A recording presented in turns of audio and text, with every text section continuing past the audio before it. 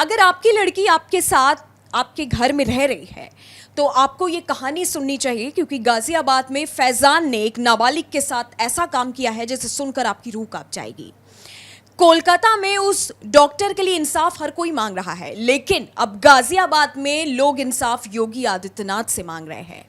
CM योगी से हर महिला का, हर लड़की का, हर नाबालिग लड़की का यही कहना है कि इस बार हमें बुलडोजर नहीं बल्कि एनकाउंटर चाहिए। गाजियाबाद में एक नाबालिग के साथ क्या हुआ है, इस कहानी में हम विस्तार से बात करेंगे। इस कहानी में बात करने के लिए मेरे साथ मेरे सहयोगी अभिषेक मौजूद है। अभिषेक, गाजियाबाद में जो घटना हुई है जिसके बाद से अब हर कोई फैजान पर हर किसी का गुस्सा फूट रहा है, उस कहानी के बारे में बताइए। ये घटना है नंदिनी, गाजियाबाद के लिंक रोड थाना क्षेत्र की। हम पूरे इलाके का नाम नहीं बताएंगे। वहाँ एक लड़की अपने 4 भाई और पिता के साथ रहती थी। पिता ई रिक्शा चलाते हैं, अभी भी वो वहीं रहती है। लेकिन उसका जो घर था उसके दीवार को फांद कर फैजान बुधवार की शाम को उसके घर उतरता है, उसके घर में घुसता है, उसके साथ गलत करता है।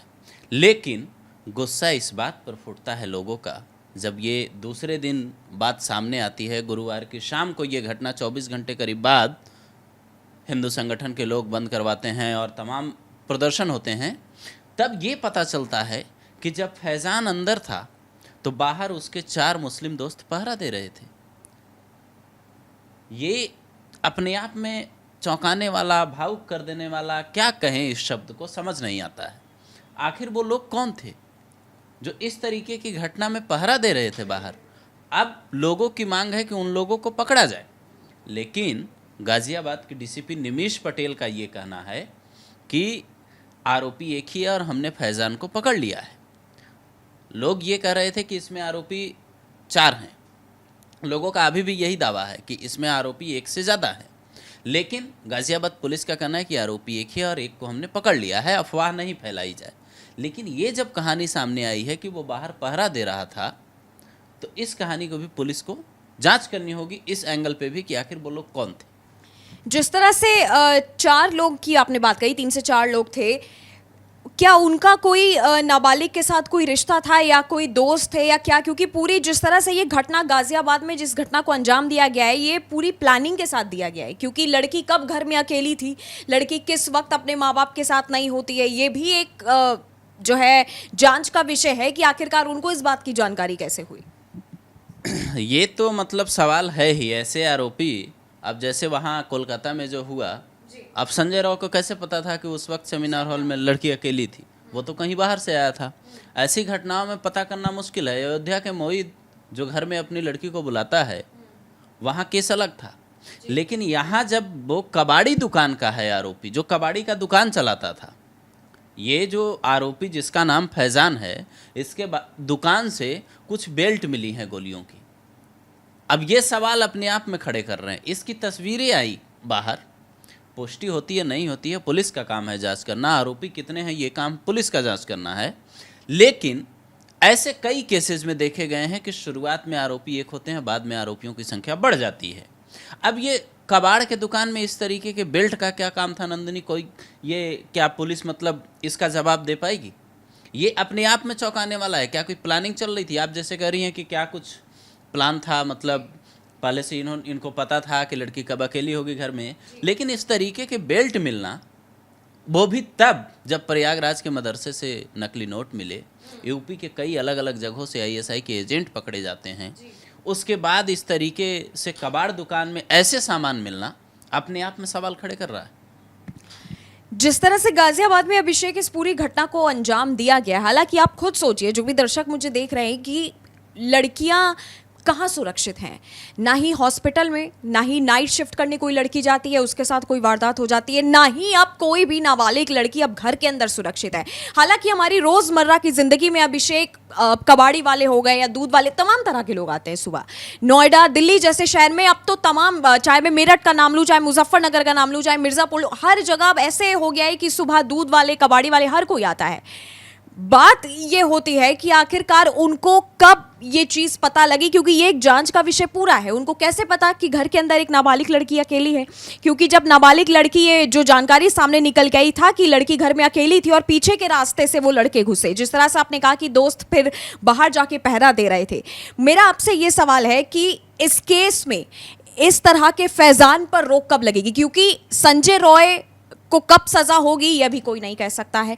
कोलकाता का केस अभी सुलझने की बजाय और ज्यादा उलझता जा रहा है। लेकिन अब अगर गाजियाबाद की इस घटना की बात करूंगी तो अब हर किसी को उम्मीद सीएम योगी आदित्यनाथ से लगी हुई है कि जिस तरह से अयोध्या, कन्नौज या चलिए छतरपुर का भी नाम अगर मैं ले लूं, तो अब सीएम योगी आदित्यनाथ इस केस में क्या एक्शन लेंगे? नहीं, छतरपुर का केस तो चलिए अलग है, इससे मान लिया मैंने। अयोध्या के केस में मोहित खान के घर बुलडोजर कुछ ही दिनों में पहुंचा। उसका नाता सपा से था।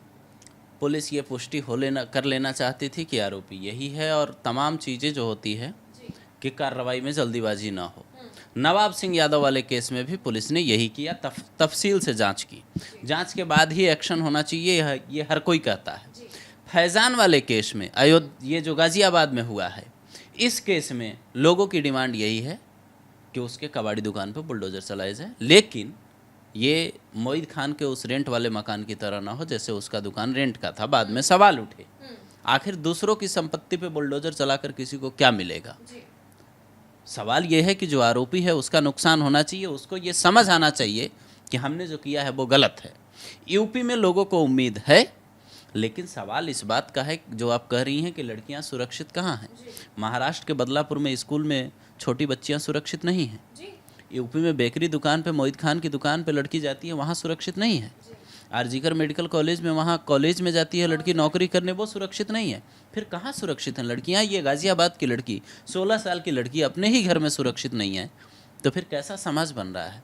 राष्ट्रपति जब कह रही हैं कि हम बहुत निराश हैं, तो मुझे लगता है कि राष्ट्रपति को ही एक्शन लेना चाहिए। महिला राष्ट्रपति होने के नाते अलग अलग राज्यों में जितनी घटनाएं आ रही हैं, इन सबको देखकर एक ठोस कानून बनना चाहिए। कानून से काम नहीं चलता। 12 साल निर्भया केस के बाद देश में क्या हुआ? कुछ नहीं बदला है। घटनाएं जितनी तेजी से आ रही हैं सामने, वो अपने आप में सोचने वाली हैं, और इसलिए करना होगा कुछ ना कुछ, नहीं तो ऐसी बातचीत, लोगों के बयानबाजी, प्रदर्शन, और उससे क्या निकल कर आए। जी अच्छा, मेरा आखिरी सवाल आपसे अभिषेक ये है कि इस केस में अब आगे क्या कार्रवाई होगी और लड़की के माता पिता ने क्या बताया है, ये आप बताइए। फिलहाल जो जानकारी आई है वो यही है कि जो वो लड़की अपने पिता के साथ जब रहती थी वहाँ, तो उसके घर वालों ने, जब पुलिस पहुँची, पुलिस को इन्फॉर्मेशन उस दिन मिला, तो पुलिस पहुँची तो उन्होंने आरोपी फैज़ान को ही बताया था, इसलिए पुलिस ने उसको गिरफ्तार किया है।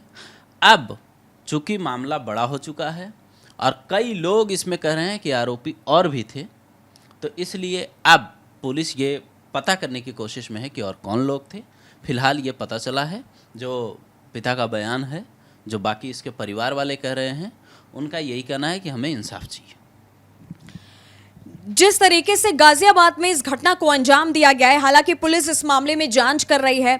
गाजियाबाद में फैजान के खिलाफ लोगों का गुस्सा फूट चुका है, कई जगहों पर विरोध प्रदर्शन हो रहे हैं, लेकिन सवाल यही उठता है कि आखिरकार ऐसे फैजान पर या ऐसे संजय रॉय पर फुल स्टॉप कब लगेगा? क्योंकि जिस तरह से महिला राष्ट्रपति ने कल उनका जो बयान आया, उन्होंने कहा कि बस अब बहुत हो गया, मैं बहुत निराश हूं। सवाल आखिरकार वही खड़ा हो जाता है कि आखिरकार लड़कियां सुरक्षित कहां हैं?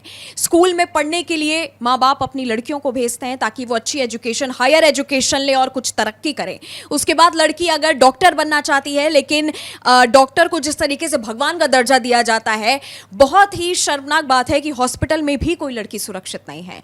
उसके बाद स्कूल में नाबालिग लड़कियां तक भी सुरक्षित नहीं है, और अगर स्कूल हॉस्पिटल को हटा करके हम देखें तो ना ही बस स्टॉप में लड़कियां सुरक्षित हैं, ना ही कोई भी लड़की अपने घर में सुरक्षित है। तो सवाल यही खड़ा होता है कि क्या लड़कियों की स्थिति आज भी वही है जो आज से कई साल पहले थी? लोगों को उम्मीद इस समय सीएम योगी आदित्यनाथ से कई ज्यादा है कि जब गाजियाबाद में यह घटना हुई है, तो अब सीएम योगी आदित्यनाथ फैजान पर क्या एक्शन लेते हैं, इस तरह के फैजान पर कब रोक लगेगी, इस तरह के संजय रॉय पर कब रोक लगेगी, ये आप कमेंट सेक्शन में कमेंट करके हमें बता सकते हैं।